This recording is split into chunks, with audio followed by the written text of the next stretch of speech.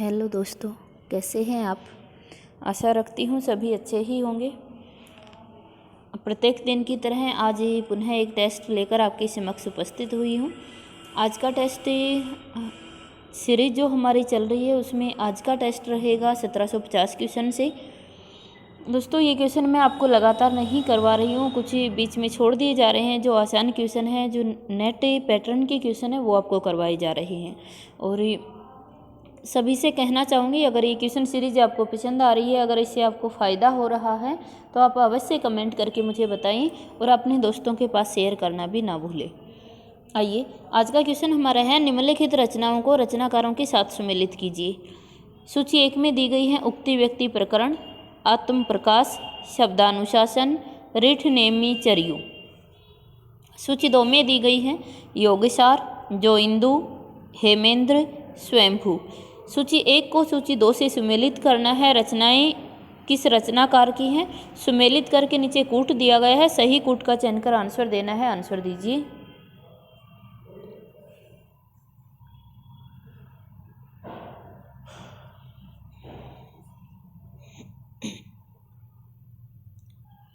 हमारा आंसर हो जाएगा बी।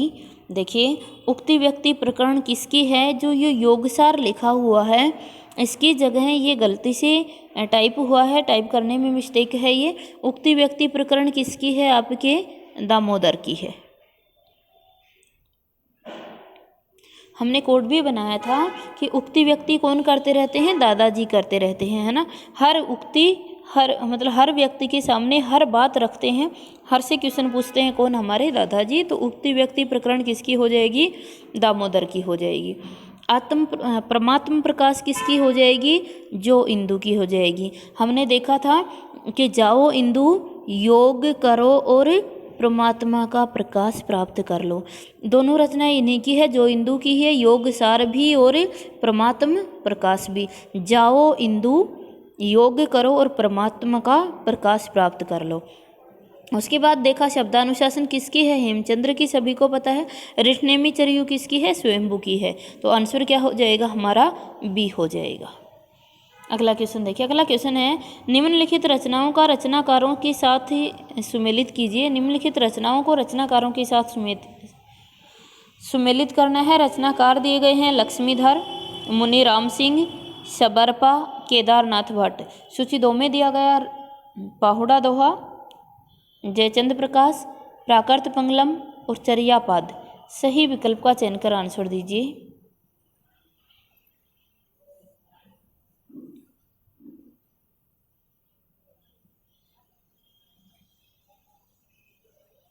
आंसर हो जाएगा हमारा ए। आप सभी जानते ही हो, एक बार मैच कर देते हैं। देखिए, लक्ष्मीधर की क्या हो जाएगी, आपकी प्राकृत पंगलम। लक्ष्मीधर की रचना कौन सी है, प्राकृत पंगलम है।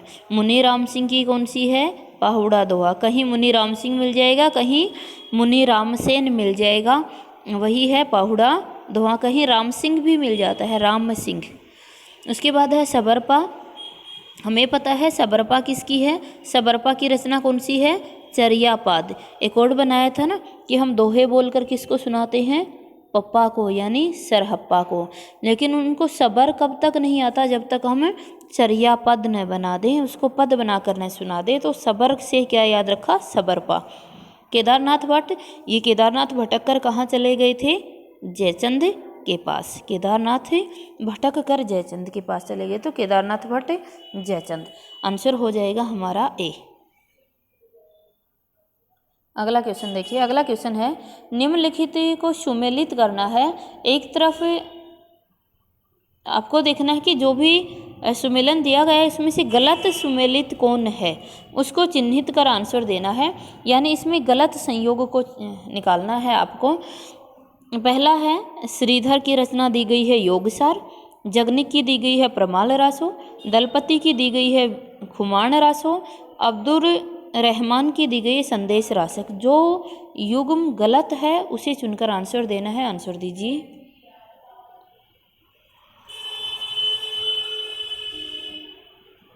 आंसर हो जाएगा हमारा ए। सभी जानते हैं श्रीधर की रचना कौन सी है, रणमल छंद। रणमल छंद। रणमल छंद किसकी रचना है? आपकी श्रीधर की रचना है। योगसार किसकी है? योगसार है जो इंदु की, जो अभी हम देख कर आए थे। तो श्रीधर की योगसार नहीं है। योगसार किसकी है? जो इंदु की है। और श्रीधर की है रणमल छंद। तो ये विकल्प हमारा गलत हो गया।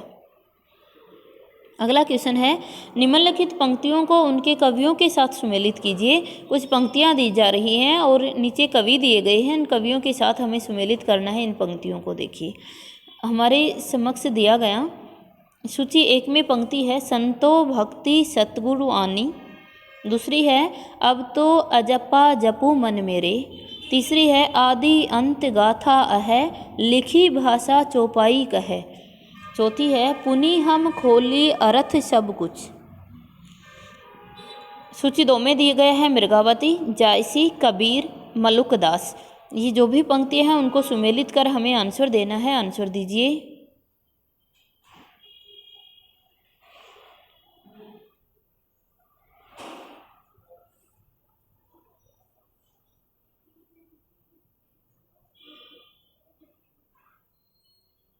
हमारा आंसर हो जाएगा सी। देखिएगा, संतो भक्ति सतगुरु आनी, ये किसकी पंक्तियां हैं? कबीरदास जी की। पंक्तियों को देखने से ही लगता है कि संत, अगर हम संतों की भक्ति करते हैं, संत रूपी सतगुरु की भक्ति करते हैं तो हमें क्या आती है? भक्ति आ जाती है, हमें भक्ति करनी आ जाती है। उसके बाद है, अब तो अजप्पा जपू मन मेरे, ये किसकी हो जाएगी? आपके मलुकदास की हो जाएगी। तो इसका आंसर क्या हो जाएगा? मलुकदास। उसके बाद है, आदि अंत गाथा है, लिखी भाषा चौपाई कहे। पुनि हम भाषा चौपाई कहे, ये किसकी हो जाएंगी? जायसी की हो जाएंगी। और पुनि हम खेली अर्थ सब कहाँ, ये किसकी हो जाएंगी? आपके मृगावती की हो जाएंगी। आंसर हो जाएगा सी। अगला क्वेश्चन देखिए। अगला क्वेश्चन दिया गया है, निम्नलिखित सिद्धांतों को उनके प्रवर्तकों के साथ सुमेलित कीजिए। एक तरफ सिद्धांत दिए गए हैं, एक तरफ प्रवर्तक दिए गए हैं। सही कूट का चयन कर आंसर देना है। सूची 1 में है क्षणिकवाद। सूची 2 में है उद्धति संप्रदाय। सूची 1 में क्षणिकवाद है, उद्धति संप्रदाय है, सनक संप्रदाय है, हरिदासी संप्रदाय है। सूची 2 में प्रवर्तक दिए गए हैं, स्वामी हरिदास, निम्बकाचार्य, गौतम बुद्ध और सहजानंद। सही विकल्प का चयन कर आंसर दीजिए।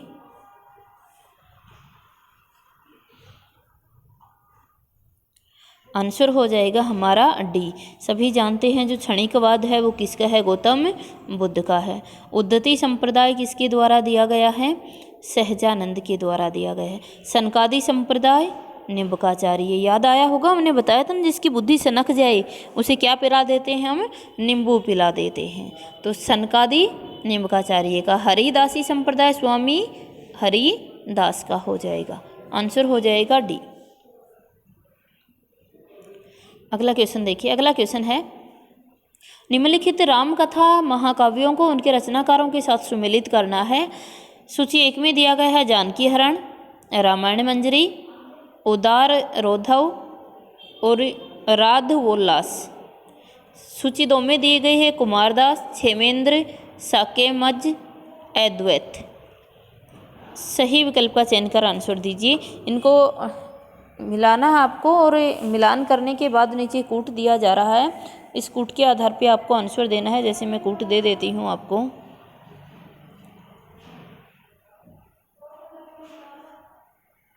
ये आपके समक्ष कूट दिया गया है दोस्तों। सही कूट का चयन कर हमें आंसर देना है। आंसर दीजिए।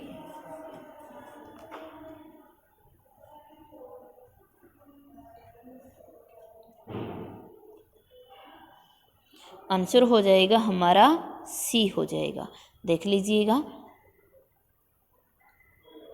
कूट क्या कहता है कि जानकी हरण है, ये किसका है? आपके कुमारदास की है। रामायण मंजरी किसकी है? आपकी ये साकेमज की है। उदार रोधव किसकी है? ये हो जाएगी क्षेमेंद्र की। और राघवोल्लास किसकी हो जाएगी? अद्वैत की हो जाएगी। आंसर हो जाएगा सी। अगला क्वेश्चन देखिए। अगला क्वेश्चन दिया गया है कि निम्नलिखित रामकथा नाटकों को उनके रचनाकारों के साथ सुमेलित करना है। सूची 1 में है कुंदनमाला, प्रसन्न राघव, उल्लास राघव। सूची 2 में दिए गए हैं सोमेश्वर, दिंगनाग, जयदेव। सही कूट का चयन कर आंसर दीजिए।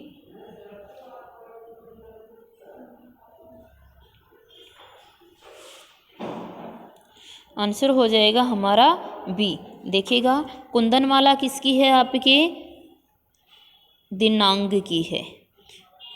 प्रसन्न राघव किसकी है? जयदेव की है। उल्लास राघव किसकी है? सोमेश्वर की है। सही विकल्प हो जाएगा बी। अगला क्वेश्चन देखिए। अगला क्वेश्चन है, सूची 1 को सूची 2 से सुमेलित करना है। सूची 1 में हमें दी गई है रचना और सूची 2 में रचनाकार दिए गए हैं। सूची 1 में है अणुभाष्य, तुलसी चरित्र, रामचरितमानस, बीजक। सूची 2 में है रघुवर दास, तुलसीदास, कबीर, वल्लभाचार्य। सही विकल्प का चयन कर आंसर दीजिए।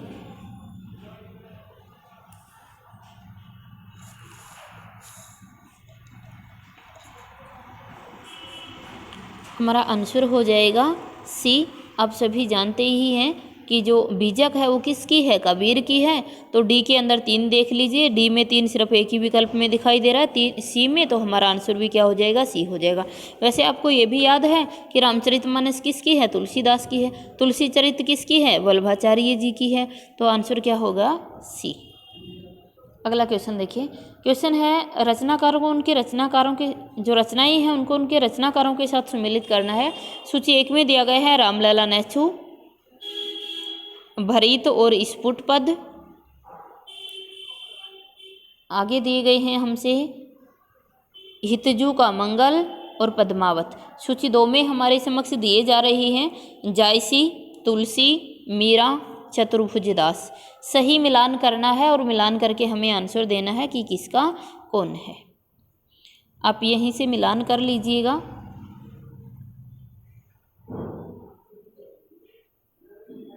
यहाँ आपको दिखा देते हैं, यहीं से मिलान कर लीजिए। रामलला नेछू किसकी है? आपको याद होनी चाहिए रामलला नेछू किसकी थी?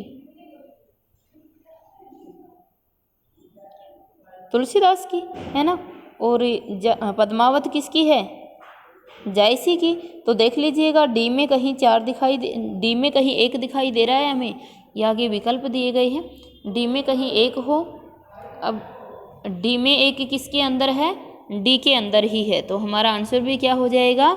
डी ही हो जाएगा। रामलला नेछू किसकी? तुलसीदास की। तो 1 में 2 है, 1 में 2 भी किसके अंदर है? हमारे पास डी में है। तो आंसर भी क्या हो जाएगा? डी हो जाएगा। अगला क्वेश्चन देखिए। अगला क्वेश्चन हमारे समक्ष दिया गया कुछ संप्रदाय और उसके प्रवर्तक दिए गए हैं। और सूची 1 में है श्री संप्रदाय, स्मार्त संप्रदाय, ब्रह्म संप्रदाय, राधा वल्लभ संप्रदाय। सूची 2 में दिए गए हैं शंकराचार्य, रामानुजाचार्य, माधवाचार्य और हित हरिवंश। सही विकल्प का चयन कर आंसर देना है। आंसर दीजिए।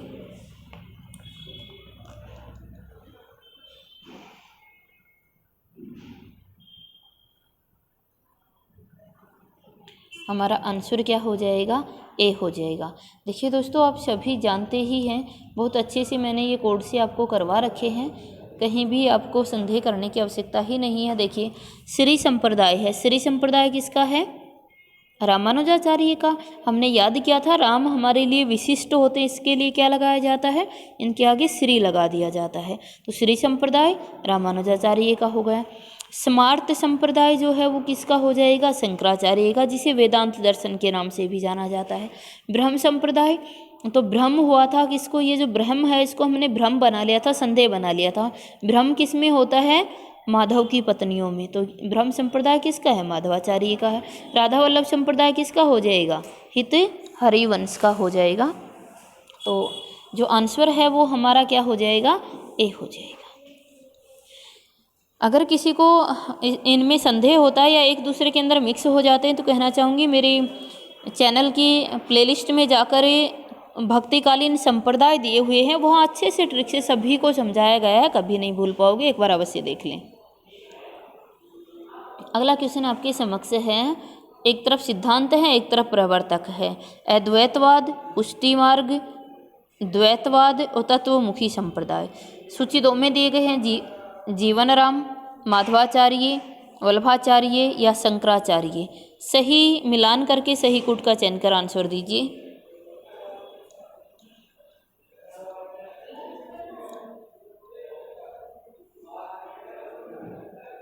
आंसर हो जाएगा हमारा डी। आप सभी जानते ही हैं, बहुत अच्छे से आपको कोड से याद करवा रखे हैं, सभी को कोड भी याद आया होगा। अद्वैतवाद शंकराचार्य का है, अद्वैतवाद आता है तो किसका हो जाता है? शंकराचार्य का हो जाता है। देखिए अद्वैत किसका है? शंकराचार्य का है। पुष्टि मार्ग किसका था? वल्लभाचार्य का। सभी जानते ही हो कि बल्ले से खेलने वाले की कमाई शुद्ध होती, उसकी कभी पुष्टि भी नहीं की जाती है। हमने याद किया था कि जो बल्ले से खेलते बल्लेबाज होते हैं ना, इनकी कमाई शुद्ध मानी जाती है, इनकी कभी पुष्टि नहीं की जाती कि ये कहाँ से आई और कहाँ से नहीं आई है। तो बस हमें याद रखना है कि बल्ले से खेलने वाले की कमाई की कभी पुष्टि नहीं होती है। उसके बाद है द्वैतवाद। तो द्वैतवाद का द्वैत का अर्थ क्या होता है भाई? दो होता है। तो दो कौन थी? दो थी माधव की पत्नी राधा और रुक्मणी। तो उसमें हमें संदेह हो जाता है, तो ब्रह्म संप्रदाय था, इनकारवाद था अद्वैतवाद। तत्व सुखी संप्रदाय किसका हो गया? जीवाराम का। देखिए अगर आपको यदि आपको तत्व सुखी, यदि आपको सुखी रहना है तो यदि आपको जीवन में सुखी रहना है तो राम का को तत्व से जानना होगा। यदि जीवन में सुखी रहना है तो राम को तत्व से जानना पड़ेगा, यानी तत्व सुखी संप्रदाय कौन है? जीवन राम। यदि आपको जीवन में सुखी रहना है तो राम को जानना पड़ेगा तत्व से। ठीक है, तो ये सभी हो जाएंगे। हमारा आंसर क्या हो जाएगा? आंसर हो जाएगा ए। अगला क्वेश्चन देख लीजिएगा। अगला क्वेश्चन है, निम्नलिखित प्रमुख भारतीय भाषाओं में वर्णित प्रमुख राम काव्य रचनाओं को सुमेलित कीजिएगा। बहुत बार पूछा जाता है क्वेश्चन, सभी को आंसर देना भी अनिवार्य है। आंसर दीजिए। सूची 1 में दिया गया है तेलुगु, बंगला, तमिल, मराठी। सूची 2 में राम काव्य दिए गए हैं, कंभ रामायण, ओबीबद्ध रामायण, कृतिवासी रामायण और भास्कर रामायण। सही मिलान करके सही कूट का चयन कर आंसर दीजिए।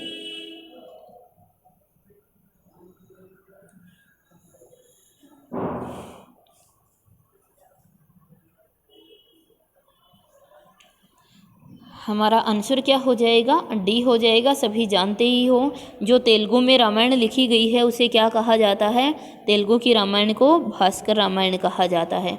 बंगला की रामायण को कृतिवास रामायण कहा जाता है। तमिल की रामायण को कंभ रामायण कहा जाता है और मराठी को ओबीबद्ध रामायण कहा जाता है। तो आंसर क्या हो जाएगा? डी। ये बहुत बार अलग अलग प्रकार से क्वेश्चन पूछा जाता है, ध्यान दीजिएगा। अगला क्वेश्चन है, सूची 1 को सूची 2 से सुमेलित करना है हमें और सुमेलित करके बताना है। सूची 1 में काव्य रूप दिया गया है और सूची 2 में राम कथा दी गई है। राम कथा से संबंधित काव्य दिए गए हैं। तो सूची 1 को सूची 2 से मिलान करना है। सूची 1 में दिया गया है प्रबंध काव्य, गीति काव्य और मुक्तक काव्य। सूची 2 में दिए गए हैं, पहला विकल्प है विनय पत्रिका, गीतावली, कृष्णा गीतावली। दूसरा विकल्प है कवितावली, दोहावली, वैराग्य संदीपनी। तीसरा है रामचरितमानस, रामलला नहचु और जानकी मंगल। सही विकल्प का चयन कर आंसर दीजिए।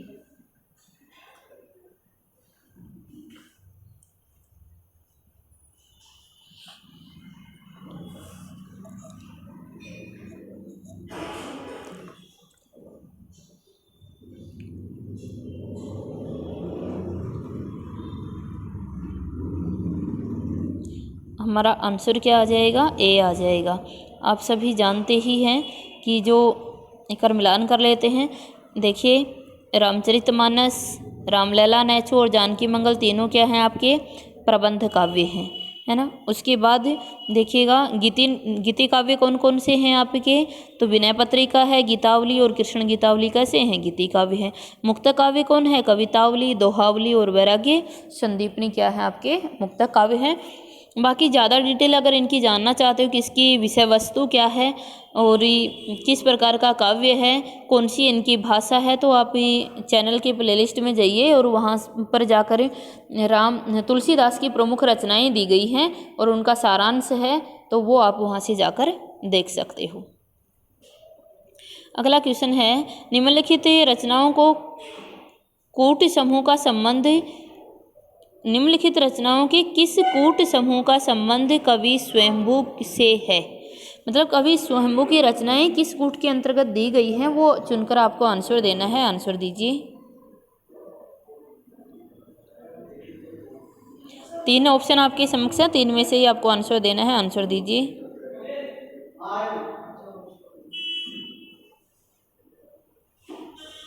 हमारा आंसर क्या हो जाएगा?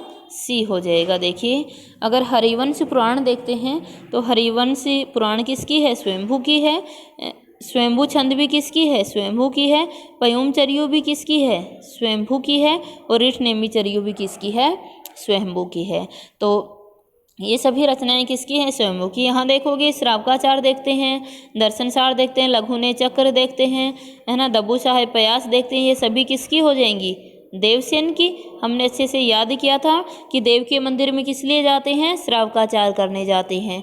हम बिल्कुल वहाँ छोटे होकर, लघु होकर जाते हैं। अगर कोई धक्का दे देता है तो दब्बू बन जाते हैं, और इतना करते हैं तो हमें ईश्वर के दर्शन हो जाते हैं। तो ये सभी किसकी थी? देवसेन की थी। प्राकृत व्याकरण, शब्दानुशासन, ईयाश्रय, ये सभी जानते ही हो किसकी हैं? हेमचंद्र की हो जाएंगी आपकी। और ये किसकी हैं? आपकी सी में है, ये स्वयंभू की रचनाएं हैं।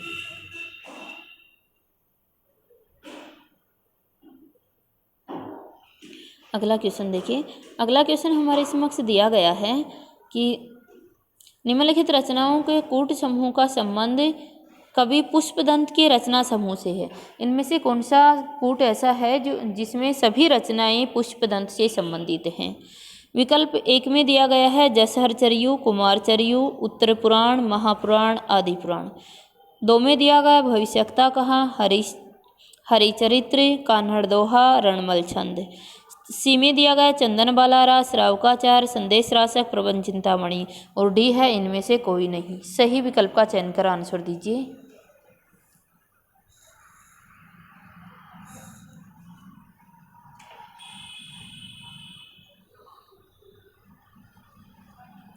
आंसर क्या हो जाएगा हमारा?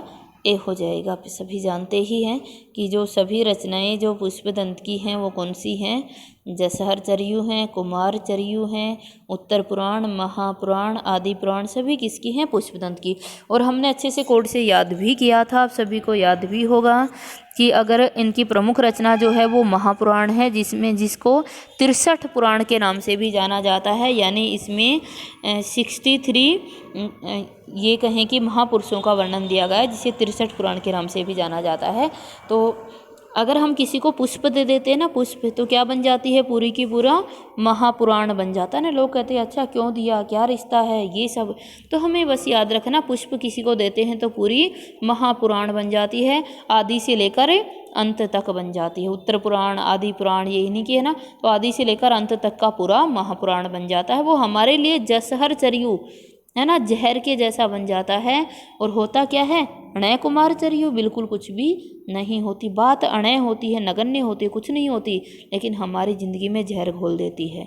तो जसहरचर्यु है। चलिए, किसकी हो जाएंगी? पुष्पदंत की हो जाएंगी। अगला क्वेश्चन देखिए। अगला क्वेश्चन, निम्नलिखित रचनाओं के कूट समूह का सही कालक्रम क्या है? तो सही कालक्रम हमें देना है। विकल्प है पृथ्वीराज रासो, बिचलदेव रासो, प्रमाल रासो और खुमाण रासो। सही विकल्प का चयन कर आंसर दीजिए।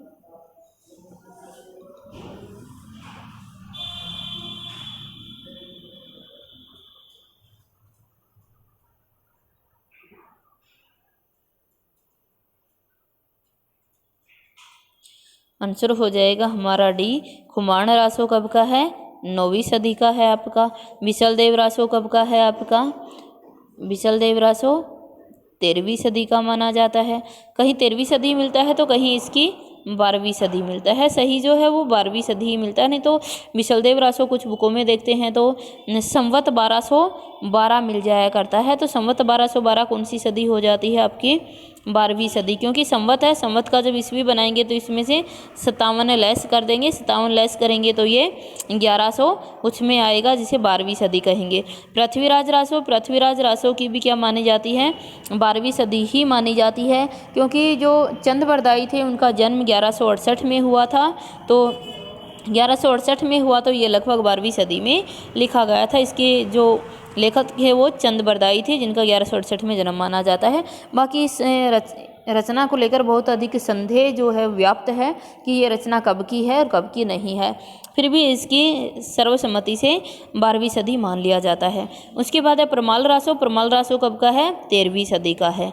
खुमाण रासो 9वीं सदी का। बिसलदेव रासो 12वीं सदी का है और 12वीं सदी। और पृथ्वीराज रासो भी कहीं 12वीं मिलता है हमें, तो कहीं पर 13वीं सदी मिल जाया करता, कहीं 16वीं सदी भी आपको मिल जाता है। तो इसमें बहुत अधिक संदेह देखने को मिलता है, लेकिन इस कूट के अनुसार हमारा आंसर क्या होगा? डी ही होगा। अगला क्वेश्चन देखिए। अगला क्वेश्चन है निम्नलिखित रचनाओं के कूट समूह का सही कालक्रम क्या है? विकल्प है रिटनेमी चरियो, भविष्यता कथा, हमीर रासो, पदावली। सही विकल्प का चयन कर आंसर दीजिए।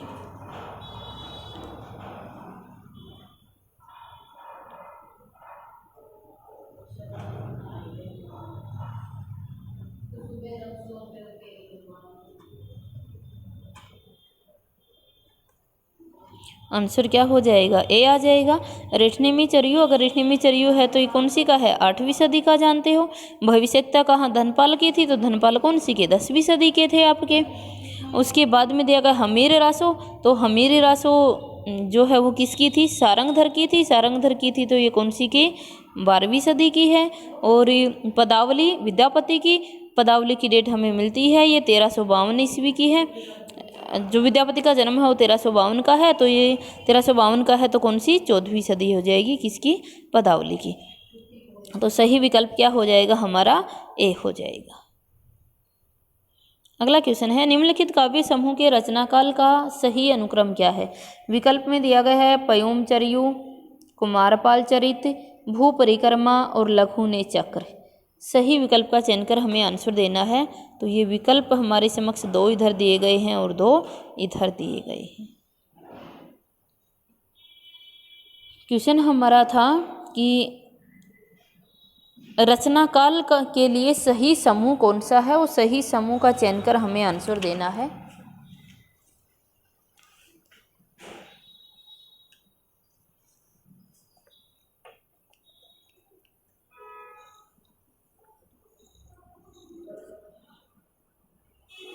देखिए थोड़ा बड़ा कर देती हूँ।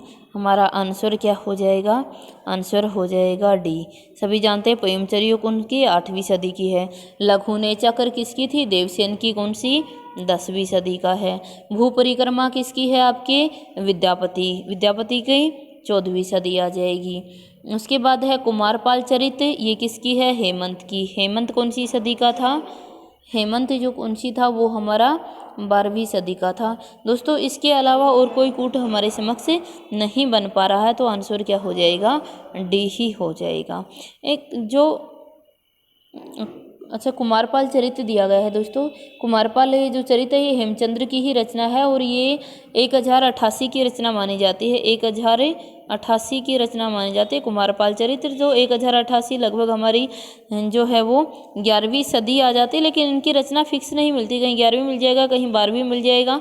तो इसी प्रकार से जो है ये मिलता है हमें। इसके अलावा और कोई कूट नहीं बैठ रहा है कि पयमचर्यु किसी भी कूट में पहले नहीं दी गई, इसलिए हमारा आंसर क्या हो जाएगा? डी हो जाएगा।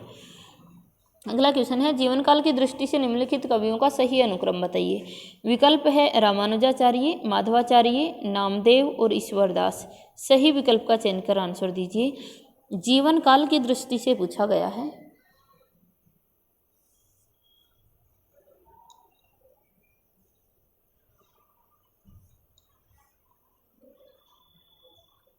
देखिए हमारा आंसर क्या हो जाएगा? ए हो जाएगा। रामानुजाचार्य कब के माने जाते हैं? 1016। रामानुजाचार्य का जन्म माना जाता है 1016 ईस्वी। माधवाचार्य का माना जाता है 1199 ईस्वी। नामदेव का माना जाता है 1270 और ईश्वरदास का माना जाता है 1480। आंसर क्या हो जाएगा? रामानुजाचार्य पहले आ जाएगा, फिर माधवाचार्य, फिर नामदेव और फिर ईश्वर दास माने जाते हैं। अगला क्वेश्चन है जीवन काल की दृष्टि से निम्नलिखित कवियों का सही अनुक्रम बताइए। विकल्प है दादू, नानक है ये नानक, कबीर, श्रीचंद। सही विकल्प का चयन कर आंसर दीजिए।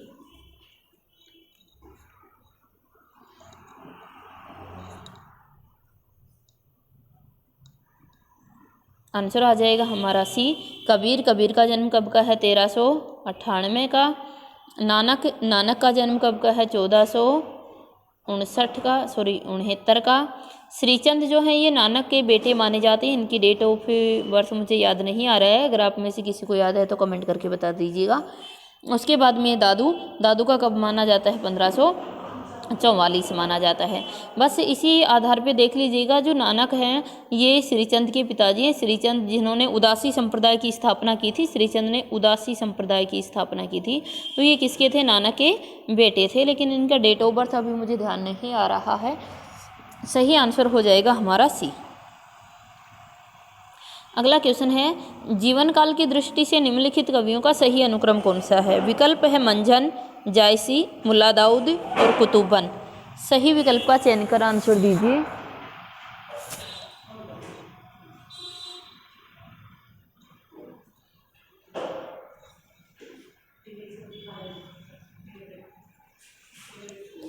हमारा आंसर क्या हो जाएगा? आंसर हो जाएगा डी फॉर डॉग। सबसे पहले मुल्ला दाऊद की चंदायन आ जाएगी। जो चंदायन जो है वो प्रथम रचना मानी जाती है, इसीलिए जो है वो सबसे पहले मुल्ला दाऊद आ जाएंगे। इनकी रचना कौन सी? मुल्ला दाऊद की कौन सी है आपकी?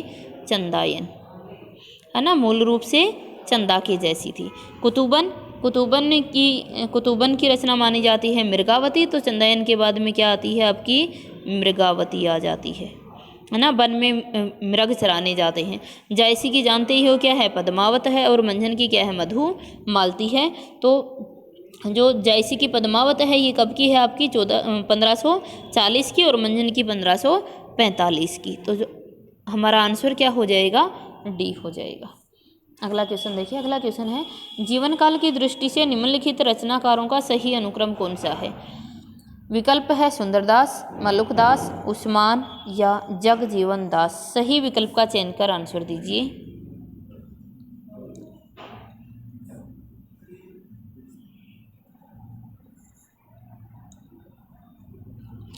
हमारा आंसर क्या हो जाएगा?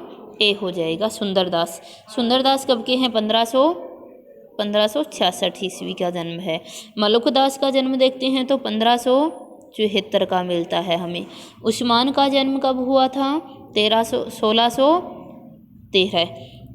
उस्मान का जन्म तो दोस्तों नहीं मिलता है, लेकिन जो चित्रावली है इनकी रचना, चित्रावली की डेट मिलती है 1613 की, तो लगभग उसके आसपास ही जो है वो उस्मान माना जाता है। इसी आधार पर, रचना के आधार पर ही हम इसे एडजस्ट करते हैं। जगजीवन दास की डेट ऑफ बर्थ क्या है? 1670 ईस्वी है। तो ये आंसर क्या हो जाएगा हमारा? ए हो जाएगा। अगला क्वेश्चन है, रचना काल की दृष्टि से निम्नलिखित काव्य रचनाओं का सही अनुक्रम बताइए कि रचना काल की दृष्टि से सही अनुक्रम क्या होगा। आगे विकल्प में आपको रचनाएं दी जा रही हैं, और रचनाएं हैं भक्तिसार, भ्रांति योगी, भूत योगी और सरोज योगी। सही विकल्प का चयन कर आंसर देना है। आंसर दीजिए। आंसर आ जाएगा हमारा सी, सरोयोगी पहले आ जाएगी, फिर भूत योगी आ जाएगी, प्रभांति योगी आ जाएगी, और फिर भक्ति सार हो जाएगा। अगला क्वेश्चन देखिए, जीवन काल की दृष्टि से निम्नलिखित रचनाकारों का सही कालक्रम बताइएगा। सही कालक्रम क्या है? ये विकल्प आपके समक्ष दिए जा रहे हैं। विकल्प हैं घनानंद, चतुर्भुजदास, क्षितिज स्वामी और गोविंद स्वामी। सही विकल्प का चयन कर आंसर दीजिए।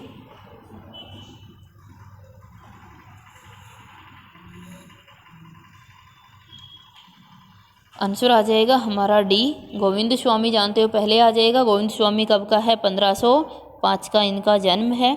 क्षितिज स्वामी, जिसे छोटू चौबे के नाम से भी जाना जाता था, इनका जन्म कब का है? 1575 का है। उसके बाद चतुर्भुजदास, इनका जन्म कब का है? चतुर्भुजदास का कब का है? ये क्षितिज स्वामी का 1515 का है दोस्तों, 75 का नहीं था, 1515 का था।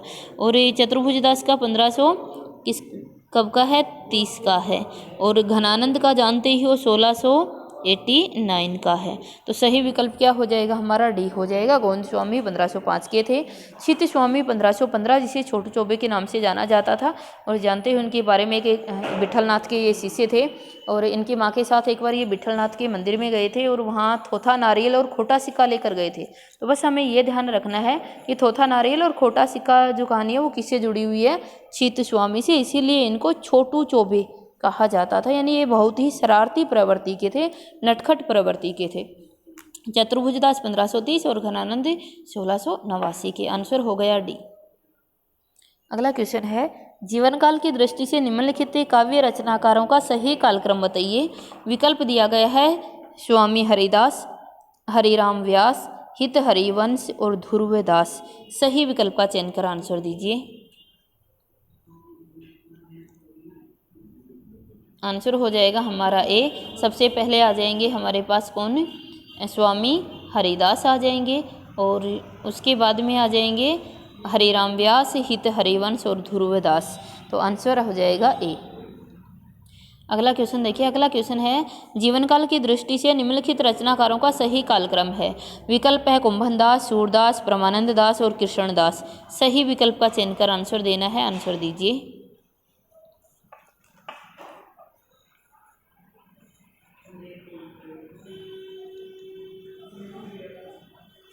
हमारा आंसर क्या हो जाएगा? आंसर हो जाएगा ए। सभी जानते हो कुंभनदास कब के हैं? 1468 के। सुंदरदास कब के हैं? 1478 के। परमानंद दास का जन्म कब का है? 1493 में माना जाता है। और कृष्णदास कब के माने जाते हैं? 1496 के माने जाते हैं। ये सभी आपको जन्म कर्म के साथ और कूट के साथ भी आपको करवाए हुए हैं कि कुंभ के मेले में सूरदास नहाने जाते हैं, वहाँ परमानंद की प्राप्ति कर कृष्ण की पूजा कर लेते हैं। तो ये सभी क्रम से आपको लिखवाए हुए हैं। और आप ये चैनल की प्लेलिस्ट में जाकर भी जो अष्ट छाप की वीडियो बनी हुई है उसे देख लीजिएगा। सभी क्रम से आपको करवाए गए हैं। ये भी करवाया गया है कि कौन विठलनाथ का शिष्य है और कौन जो है उनके पिता वल्लभाचार्य का शिष्य है। तो ये भी सभी आपको ट्रिक के माध्यम से करवाए गए हैं। एक बार अवश्य देख लीजिए। उसके बाद अगला क्वेश्चन है, जीवन काल की दृष्टि से निम्नलिखित कवियों का सही अनुक्रम देना है। माधवदास माधुरी है, रसखान है, चंद्रगोपाल और रामसराय। सही विकल्प हमें देना है कि सही विकल्प कौन सा होगा। आगे के जो विकल्प हैं यहाँ दिए गए हैं, इन 3 विकल्प में से ही चुनकर आंसर दीजिए।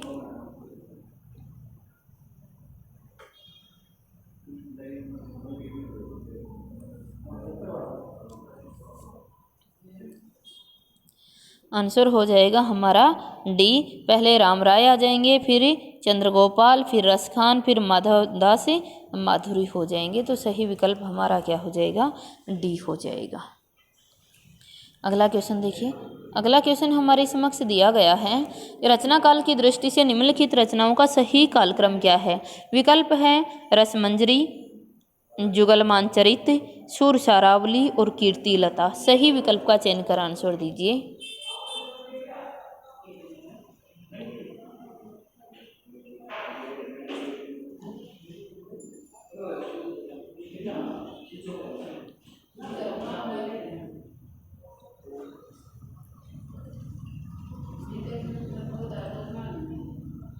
आंसर क्या आ जाएगा हमारा? डी आ जाएगा, कीर्तिलता। कीर्तिलता किसकी है? विद्यापति की है। कब की है? विद्यापति का जन्म जो माना जाता है वो 1352 माना जाता है। उसी के आधार पर हम इसको पहला स्थान पर रख देंगे। ये कीर्तिलता किसकी थी? विद्यापति की थी आपकी। उसके बाद है सूर्य सारावली किसकी है? ये सूरदास की है। जुगमान चरित्र किसकी है? ये किसकी है आपके? कृष्णदास की। जुगलमान चरित किसकी है? कृष्णदास की है। और ये रसमंजरी किसकी है? आपके नंद कवि की है। तो इनके कवियों के आधार पर हम इसी क्वेश्चन को एडजस्ट करेंगे। आंसर हो जाएगा डी। अगला क्वेश्चन है, रचना काल की दृष्टि से निम्नलिखित कृतियों का सही अनुक्रम कौन सा होगा। विकल्प है मधुमालती, पद्मावत, माधवानल कामकंदला और मृगावत। तो सही विकल्प का चयन कर आंसर दीजिए।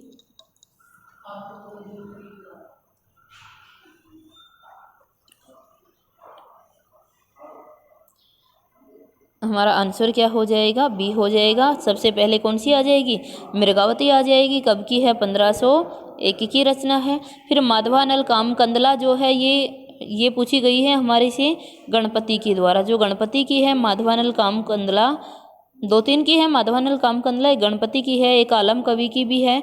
तो माधवानल कामकंदला यहाँ दी जा रही है वो किसके अनुसार है, गणपति के अनुसार हमें दी जा रही है। और गणपति की जो है वो कब की है, 1527 की। उसके बाद है पद्मावत, सब जानते ही हो किसकी है, जयसी की है। और उसके बाद है मधुमालती, मधुमालती किसकी है, मंझन की। और मंझन की मधुमालती कब की है, 1545 की है। तो जो सही आंसर हमारा हो जाएगा वो क्या हो जाएगा, बी। अगला क्वेश्चन है, रचना काल की दृष्टि से निम्नलिखित कृतियों का सही अनुक्रम कौन सा होगा। विकल्प है स्फुटपद, चंद्र 84, सुजान सागर और वृंदावन माधुरी। सही विकल्प का चयन कर आंसर दीजिए।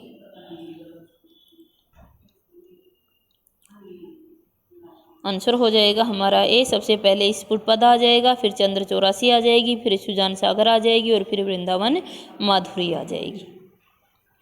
अगला क्वेश्चन है, रचना काल की दृष्टि से निम्नलिखित कृतियों का सही अनुक्रम हमें देना है। और कृति हमारे समक्ष दी गई है भागवत पुराण, भागवत गीता है, हरिवंश पुराण है, रामचरितमानस है और रामचंद्रिका है। सही विकल्प का चयन कर आंसर दीजिए।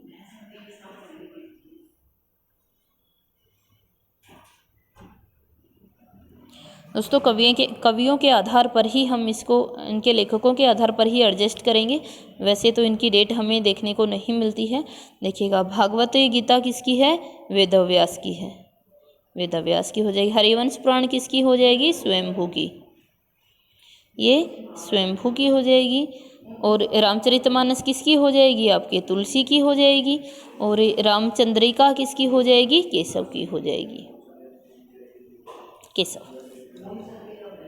दोस्तों ध्यान दीजिएगा, हाँ अभी मुझे ध्यान आया एक ही शायद ये इससे पहले का टेस्ट था, उससे पहले जो केशव दास की रचना है वो रामचंद्रिका की बजाय मेरे मुख से लाल चंद्रिका निकल गया था, वो बाई मिस्टेक हो गया था। तो उसको एडजस्ट कर लीजिए, समझ ही गए होंगे।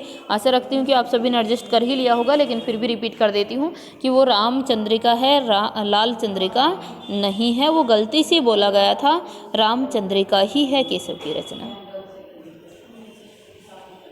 अगला क्वेश्चन है, रचना काल की दृष्टि से निम्नलिखित कृतियों का सही अनुक्रम क्या है। विकल्प है उद्धव शतक, भ्रमरदूत, भंवर गीत और भ्रमर गीत। सही विकल्प का चयन कर आंसर दीजिए।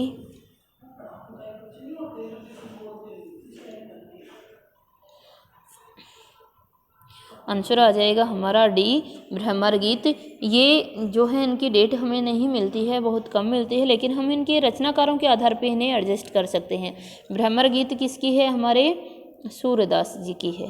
भंवर गीत किसकी है, नंददास की है।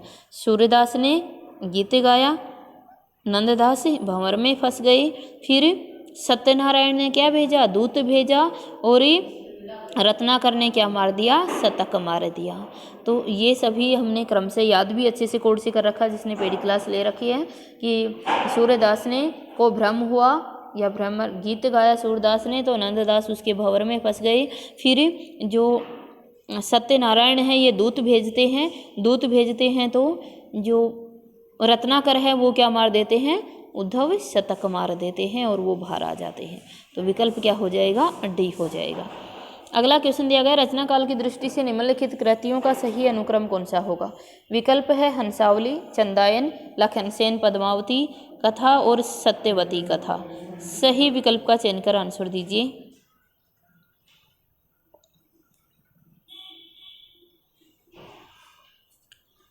आंसर हो जाएगा हमारा ए हो जाएगा।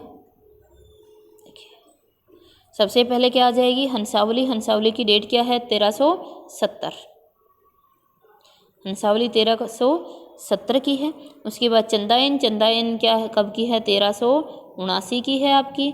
लखनसेन पद्मावती कथा कब की है, 1459 की, 1459 की है। और सत्यवती कथा कब की है, 1501 की है, ईश्वरदास की। तो ये सभी जो हैं वो आंसर क्या हो जाएगा हमारा, ए हो जाएगा। हंसावली किसकी है, चंदायन किसकी है, ये सभी अभी पीछे बता चुकी हूँ और सभी को कमेंट करके आपको बताना है कि लखन सेन पद्मावत कथा किसकी है, सत्यवती कथा किसकी है, ये सभी आपको बताना है। लखन सेन पद्मावत बता देती हूँ, पीछे नहीं आया था तो अभी बता देती हूँ किसकी है, दामोदर की है। लखन सेन पद्मावती किसकी है, दामोदर की है। बाकी सभी आप बताएंगे मुझे विकल्प में, सभी बताएंगे आंसर कमेंट करके कि हंसावली किसकी है, चंदायन किसकी है और सत्यवती कथा किसकी है।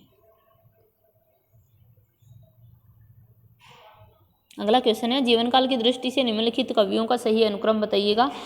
विकल्प है गोकुलदास, विठलनाथ, वल्लभाचार्य और विष्णु स्वामी। सही विकल्प का चयन कर आंसर दीजिए।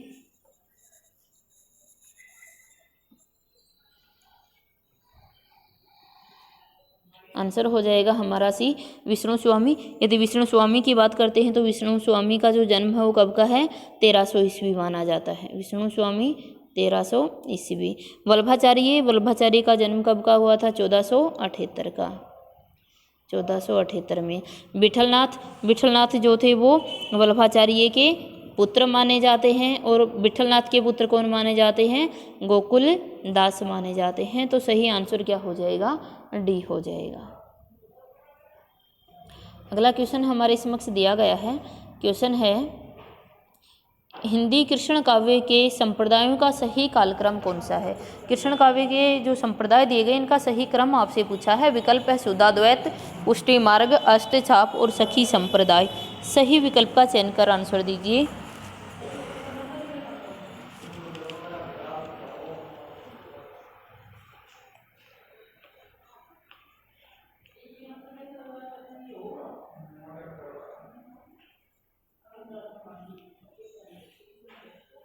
आंसर हमारा क्या हो जाएगा, आंसर हो जाएगा ए। सबसे पहले आ जाएगा शुद्धाद्वैतवाद, फिर उससे आया पुष्टि मार्ग, फिर अष्टछाप की स्थापना हुई और फिर क्या गया, सखी संप्रदाय आ गया। अगला क्वेश्चन है, जीवन काल की दृष्टि से निम्नलिखित कवियों का सही क्रम क्या है। विकल्प है दादू, कबीर, रामानंद, राघवानंद। सही विकल्प का चयन कर आंसर दीजिए। आंसर हो जाएगा हमारा डी। सबसे पहले राघवानंद आ गए थे और ये राघवानंद किसके गुरु थे, रामानंद के।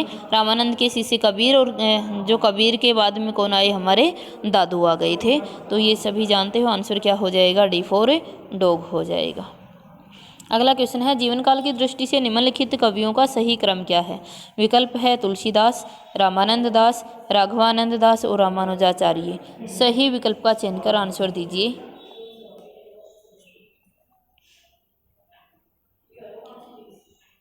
आंसर हमारा क्या हो जाएगा, बी हो जाएगा। सबसे पहले रामानुजाचार्य आ जाएंगे, जानते हो उनके बाद उनके शिष्य राघवानंद होंगे, राघवानंद के रामानंद और रामानंद के तुलसीदास हो जाएंगे। तो जो सही आंसर है वो क्या हो जाएगा, B4 बोल।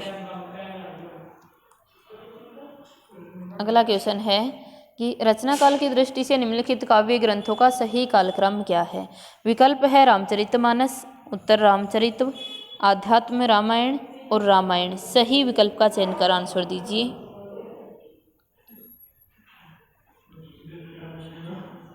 जानते हैं सबसे पहले क्या आ जाएगा, रामायण आई, फिर रामायण के बाद अध्यात्म रामायण, फिर उत्तर रामचरित आया और फिर रामचरित मानस आ गया। तो आंसर क्या हो जाएगा, बी होगा।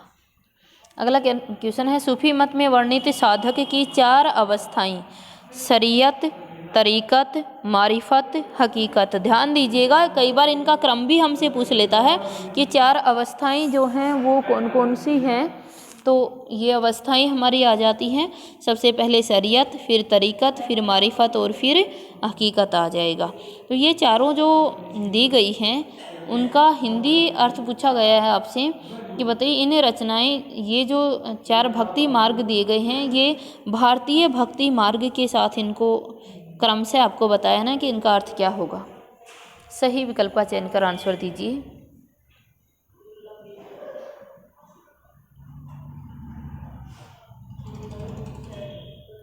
आंसर हमारा हो जाएगा ए, सबसे पहले जो शरीयत है, शरीयत का अर्थ क्या होता है, आचरण से है। उसके बाद तरीक़त उपासना हो जाएगी, मारिफत सिद्धा अवस्था हो जाएगी, और हकीकत क्या हो जाएगी, सत्य बोध हो जाएगी। आंसर क्या होगा, ए हो जाएगा।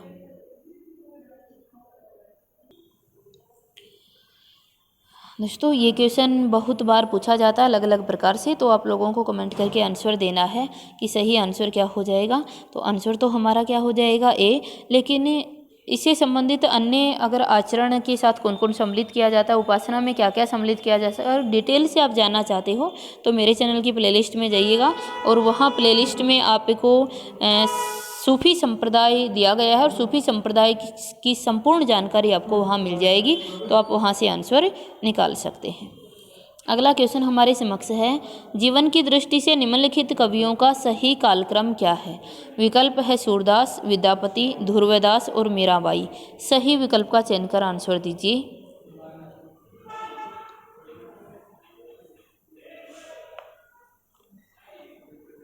आंसर क्या हो जाएगा हमारा, सी हो जाएगा। जानते हैं सबसे पहले कौन आ जाएंगे, विद्यापति। विद्यापति कब के हैं, 1352 के हैं आपके।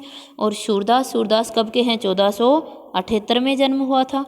मीराबाई का जन्म जो है वो 1504 माना जाता है, कहीं कहीं इसका 1504 माना जाता है, तो कहीं 1516 भी माना जाता है, 1516 भी माना जाता है। तो जिस हिसाब से हमारा कूट मैच कर रहा है, हम उसी हिसाब से इसका ले लेंगे। कहीं 1504 मिलता है और कहीं 1516 भी मिलता है मीराबाई का। उसके बाद है ध्रुवदास। ध्रुवदास का जन्म 1573 पाया जाता है। तो आंसर क्या हो जाएगा, सी। अगला क्वेश्चन देखिए। अगला क्वेश्चन हमारे समक्ष दिया जा रहा है, रचना काल की दृष्टि से निम्नलिखित रचनाओं का सही कालक्रम क्या है। विकल्प है चिताई वार्ता, रसरत्न, ज्ञानदीप, हंस जवाहिर। सही विकल्प का चयन कर आंसर दीजिए।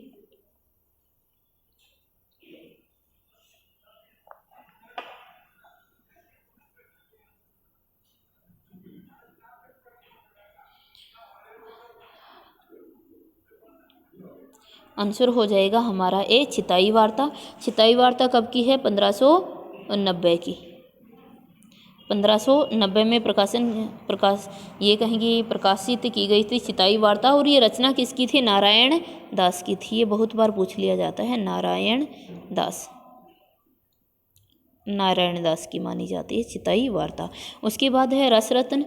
रसरत्न कब की है, 1618 की है। किसकी है, 1618 की। रसरत्न जो है ये पुहकर कवि की है, पुहकर कवि की मानी जाती है। ज्ञानदीप, ज्ञानदीप कब की है, 1619 की है। किसकी हो जाएगी ज्ञानदीप आपके, जल्दी से बताइएगा कमेंट करके, ज्ञानदीप किसकी है, शेख नवी की है। उसके बाद हंस जोहाइर। हंस जोहाइर कब की है, 1731 की है। किसकी है, कासिम शाह, कासिम शाह की मानी जाती है। तो सही विकल्प हो जाएगा ए। अगला क्वेश्चन देखिए। अगला क्वेश्चन है, रचना काल की दृष्टि से निम्नलिखित रचनाओं का सही कालक्रम क्या है। विकल्प है युगल शतक, सूरसागर, पदावली और भागवत। सही विकल्प का चयन कर आंसर दीजिए। दोस्तों सभी जानते हो सबसे पहले क्या आ जाएगी हमारी, भागवत गीता आ जाएगी, फिर पदावली, फिर सूरसागर और फिर युगल शतक आ जाएगा हमारा। तो सही विकल्प जो है वो क्या हो जाए, युगल शतक किसका है, श्री भट्ट का है। तो आंसर क्या हो जाएगा, सी। अगला क्वेश्चन है, रचना काल की दृष्टि से निम्नलिखित रचनाकारों का सही कालक्रम बताइए। चित्रावली है, रूपमंजरी, सूरसागर, ढोला मारूरा दोहा। सही विकल्प का चयन कर आंसर दीजिए। आंसर हो जाएगा हमारा डी, ढोला मारूरा दोहा, जो कल्लोल कवि का है, कल्लोल कवि का है। सूरसागर जानते हो किसकी है, सूरदास की। रूपमंजरी नंददास की है। और चित्रावली किसकी है, उस्मान कवि की है। तो कवियों के आधार पर हम ये सही कोड को एडजस्ट करेंगे, आंसर हो जाएगा डी। अगला क्वेश्चन देखिए। अगला क्वेश्चन हमारे समक्ष दिया गया है, रचना काल की दृष्टि से निम्नलिखित रचनाओं का सही कालक्रम क्या है। विकल्प है केली माधुरी, ब्रजलीला, हित 84 और व्यासवाणी। सही विकल्प का चयन कर आंसर दीजिए। आंसर आ जाएगा हमारा बी, सबसे पहले व्यासवाणी आ जाएगा, फिर हित 84, फिर ब्रजलीला और फिर कैली माधुरी आ जाएगा। अगला क्वेश्चन देखिए, अगला क्वेश्चन है निम्नलिखित में वर्णित रत्नसेन, पद्मावत, तोता और नागमती के निम्नलिखित रूपों का सही क्रम क्या होगा।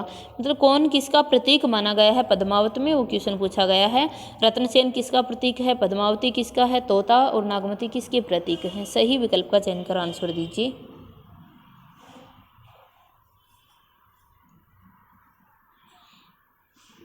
हमारा आंसर हो जाएगा ए। सभी जानते हो कि जो रत्नसेन है वो मन का प्रतीक है, पद्मावती है वो बुद्धि की, सांसारिक बुद्धि की प्रतीक है, तोता गुरु का प्रतीक है, और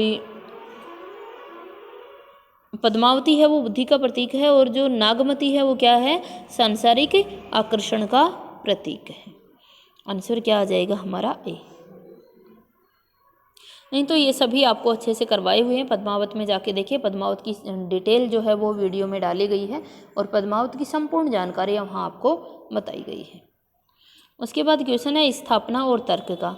स्थापना हमारे समक्ष आई है कि 8वीं सदी के जैन कवि स्वयंभू की 2 प्रमुख रचनाएं पयोमचर्य और हरिवंश पुराण हैं। कारण दिया गया है ये दोनों प्रबंध काव्य हैं तथा इनमें रामकृष्ण को जैन धर्म के सिद्धांतों के अनुरूप चित्रित किया गया है। सही विकल्प का चयन कर आंसर दीजिए।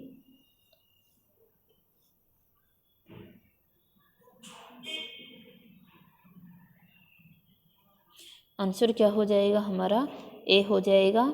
ए और आर दोनों सही हैं। जो हरिवंश पुराण है वो किसकी, स्वयंभू की रचना है, और ये दोनों ही क्या हैं आपके प्रबंध काव्य भी हैं जो रामकृष्ण के जीवन पर आधारित हैं। अगला क्वेश्चन है स्थापना है स्वयंभू के पयोमचर्यों में हिंसा के दुष्परिणामों का वर्णन है। कारण दिया गया, पयोमचर्यों के कथा अनुसार अग्नि परीक्षा के बाद सीता जैन धर्म स्वीकार कर लेती है। सही विकल्प का चयन कर आंसर दीजिए।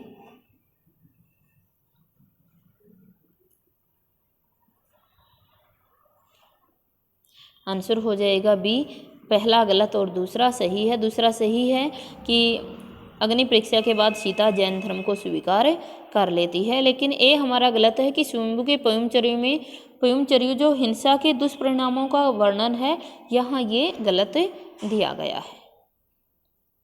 अगला क्वेश्चन हमारे समक्ष दिया जा रहा है। क्वेश्चन है स्थापना है हरिवंश पुराण पुष्पदंत की प्रसिद्ध रचना है। विकल्प कारण दिया गया है यह ग्रंथ रामकथा यथार्थ के निकट है। सही विकल्प का चयन कर आंसर दीजिए।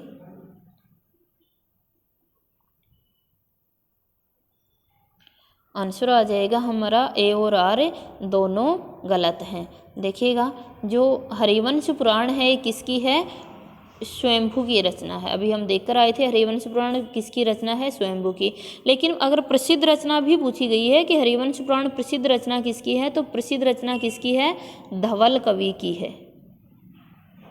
धवल कवि की प्रसिद्ध रचना है हरिवंश पुराण, और ये स्वयंभू की भी रचना है, और ये वेदव्यास की भी रचना है, डॉक्टर विनय की भी रचना है, और संस्कृत में ये जिन सेन की भी रचना है हरिवंश पुराण। तो हरिवंश पुराण के अनेक रचनाकार माने जाते हैं, लेकिन प्रसिद्ध पूछी गई तो किसकी है, धवल कवि की है।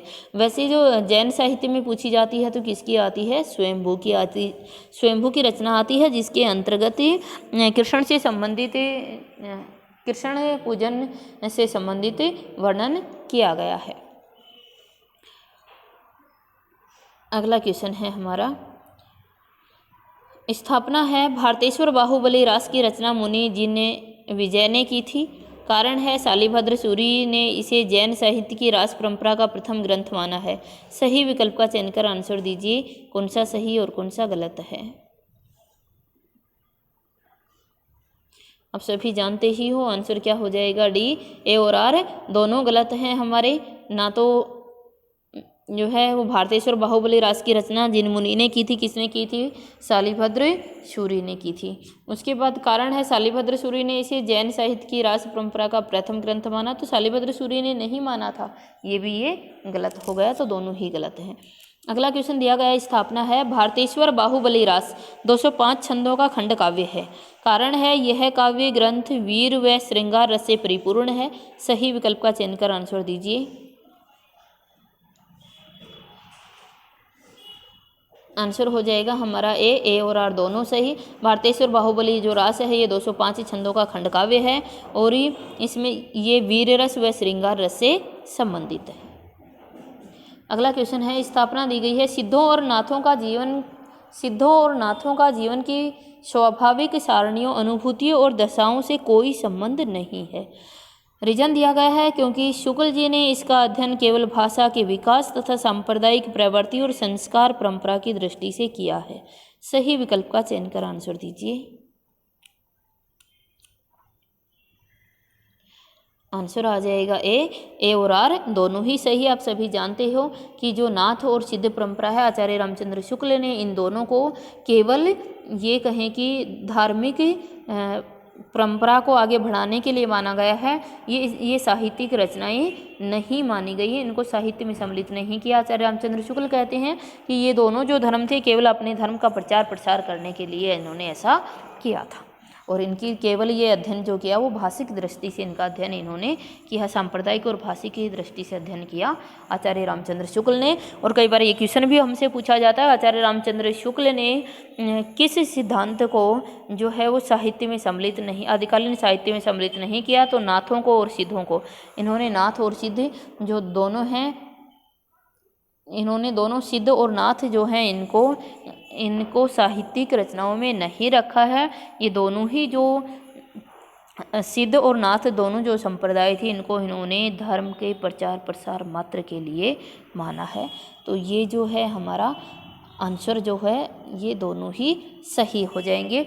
और आज का हमारा टेस्ट यहीं समाप्त होता है।